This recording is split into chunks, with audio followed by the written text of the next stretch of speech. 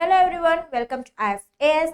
मैं हूं कविता और आज मैं आपके साथ डिस्कस करूंगी 30 days strategy for 100% success in your CUET examination. तो सबसे पहले तो मैं आपको बता दूं कि आपको दो चीज़ों का ध्यान रखना है इन नेक्स्ट 30 डेज में। सबसे पहले आपको बनाना है एक रियलिस्टिक स्टडी प्लान। अकॉर्डिंगली आपको एक रियलिस्टिक स्टडी प्लान बनाना है अपने लिए। हर बच्चा अपने लिए एक प्लान बनाएगा और जो गोल्स आप सेट करोगे ना, वो अचीवेबल होने चाहिए। आपको पता है आपकी क्या तैयारी है, आपको पता है आप किस लेवल पे हो, तो उस हिसाब से आप अपने अपने लिए गोल सेट करो। बहुत हाई एम मत करो कि ताकि आप वो गोल्स अचीव ना कर पाओ और वो पाइल अप हो जाए, और बहुत लो एम भी मत करो। अकॉर्डिंग टू कि आपने जैसी प्रिपरेशन की है, आप खुद के लिए गोल्स जरूर सेट करो और जो प्लान है वो रियलिस्टिक होना चाहिए, अचीवेबल होना चाहिए। तो बात करते हैं हमारी 30 डेज स्ट्रैटेजीज की, जिसमें है हम 10-10 डेज को डिवाइड कर देते हैं। ठीक है, इन 30 डेज को हम 10-10 डेज में डिवाइड कर देते हैं। तो फर्स्ट 10 डेज में हमें क्या करना है? फर्स्ट 10 डेज में हमें सबसे पहले करना है रिवीजन ऑफ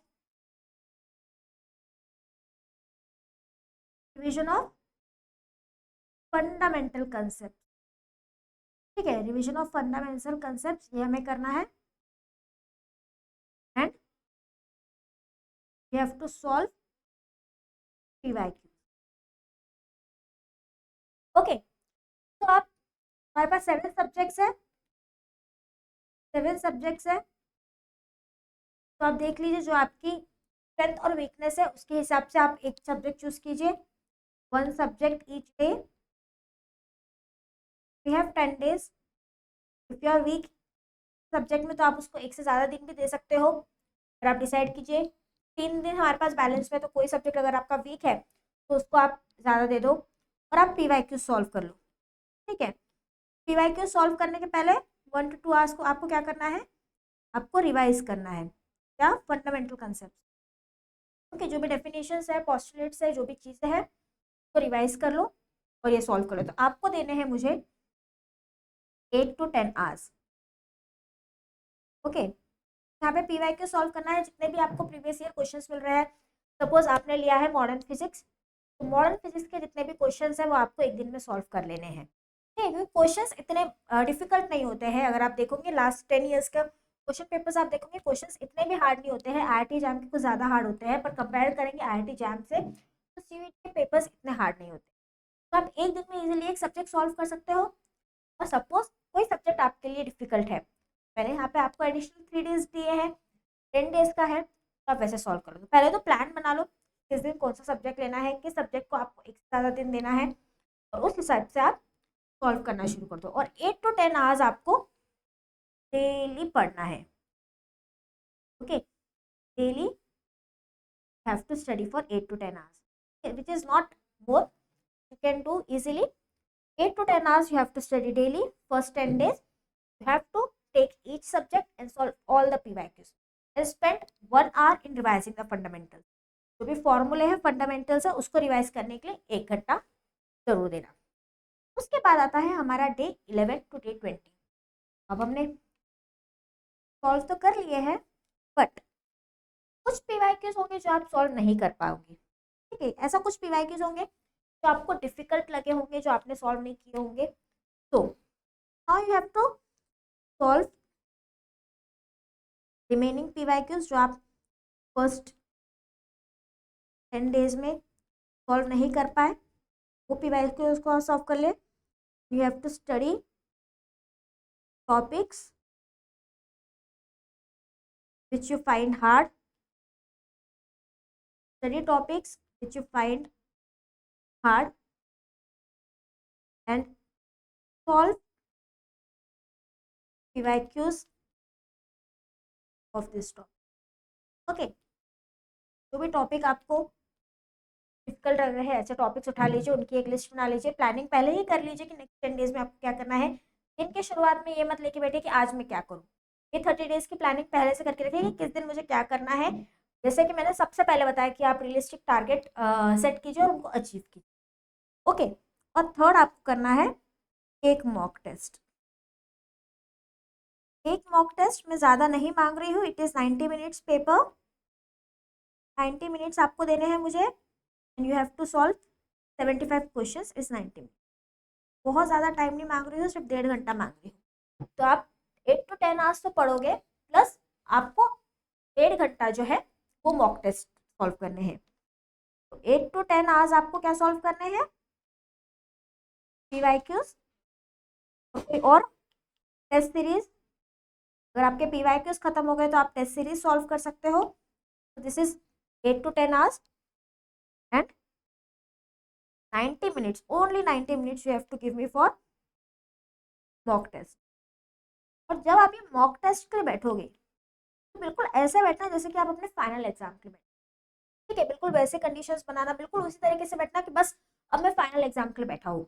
ओके, तो जब आप उस सिंसियरिटी के साथ अपना मॉक टेस्ट दोगे तो जब आप फाइनल एग्जाम को बैठोगे तो आपको काफ़ी ईजी हो जाएगा। ठीक है, तो be very sincere, be very honest, बिल्कुल वैसे दो जैसे कि आप फाइनल एग्जाम। तो ये मॉक टेस्ट आपको दे देना है।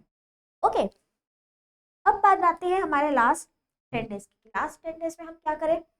लास्ट 10 डेज में सबसे पहले तो हमें दिन के 2 से 3 मॉक टेस्ट करने हैं। ओके, तो आपको दिन के 2 से 3 मॉक टेस्ट सॉल्व करने हैं। सेकंड, आपको करना है रिवीजन, सारे फॉर्मूले। रिवीजन किसका, जितने भी हमारे फॉर्मूले हैं वो सब आपको याद हो जाने चाहिए। इंटीग्रेशन के हो, डिफरेंशिएशन के हो, कोई भी सब्जेक्ट का कोई भी फॉर्मूला आपको याद होना चाहिए। सारी डेफिनेशंस आपको याद हो जानी चाहिए और सारे पोस्टुलेट्स आपको याद हो जाने चाहिए। ओके, ये सब चीज़ें जो है ये आपको रिवाइज करनी है। 2 से 3 मॉक टेस्ट सॉल्व करने हैं, ये रिवाइज करनी है। अगर आपके पास टाइम बचता है तो आपको टेस्ट सीरीज सॉल्व कर लो,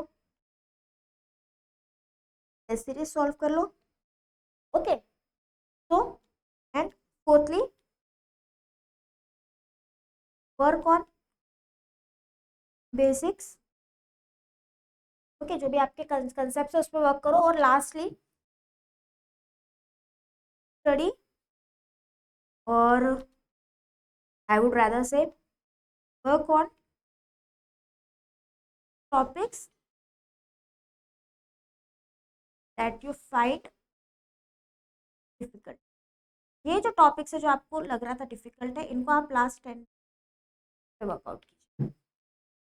ओके, सो ये अगर आपने रूटीन फॉलो किया तो डेफिनेटली आपका CUET का जो पेपर है वो क्रैक हो जाएगा। साथ ही साथ मैं आपको कुछ एडिशनल टिप्स दे दूँ।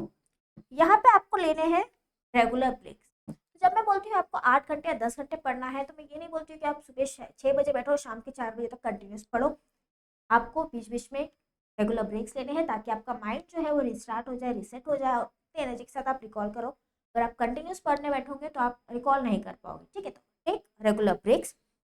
इंपॉर्टेंट टॉपिक्स को प्रायोरिटाइज करो। मैंने ऑलरेडी यहाँ पे एक वीडियो बना के डाला है इस चैनल पे, CUET के टॉप सब्जेक्ट वेटेज का प्रीवियस एनालिस्ट पेपर एनालिसिस दिया है। जब आप PYQ सॉल्व करोगे तो आपको एक आइडिया आएगा कि कौन से टॉपिक है जिसमें क्वेश्चंस रिपीटेटिवली आ रहे हैं। ठीक है, तो ऐसे टॉपिक्स को आप लिख लो।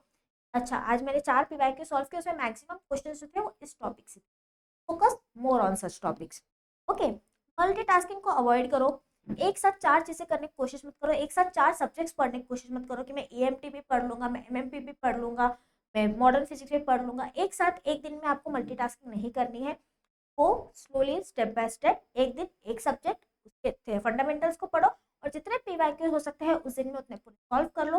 नेक्स्ट टाइम जब आप फिर से आओगे फिर से उसको सॉल्व करना। ऐसा भी नहीं कि एक ही सब्जेक्ट को लेके बैठ गए कि बस इसी को खींचे जा रहे हैं, इसी को खींचे जा रहे हैं। हो सके थोड़ा थोड़ा सबका पढ़ो, फिर नेक्स्ट 10 डेज में जो बचा रह जाएगा उसको फिर से रिवाइज कर लो। और बहुत ज़रूरी है कि आप अपने आप को हेल्दी रखो, फिट रखो। उससे आप कोई भी एक्सरसाइज करो। मेडिटेशन में हमेशा सजेस्ट करती हूँ कि बहुत अच्छी एक्सरसाइज है, आप प्रैक्टिस करो मेडिटेट करने का ताकि आप काम और कंपोज रह पाओ। आपकी जो डर का, बहुत लोग मुझे बोलते हैं कि डर लगता है, काफ़ी लोगों को घबराहट होती है, तो ये सब चीज़ों को आपको कंट्रोल करने के लिए आप मेडिटेशन अच्छे से प्रैक्टिस करो ताकि एग्जाम में आपको ये सब चीज़ों को फेस ना कर पाए, आप बहुत काम और कंपोज माइंड से अपना एग्जाम लिख पाओ। ठीक है, साथ ही मैं आपको बता दूं कि अगर आप सोच रहे हो कि PYQs हम कहाँ से लाए, आपके पास PYQs नहीं है, तो हमारे पास अवेलेबल है कोर्स PYQ का जो है अवेलेबल है एट कॉस्ट ऑफ ओनली 499। तो आप IFAS के वेबसाइट या ऐप पे जा सकते हैं और 499 में ये कोड को ले सकते हैं।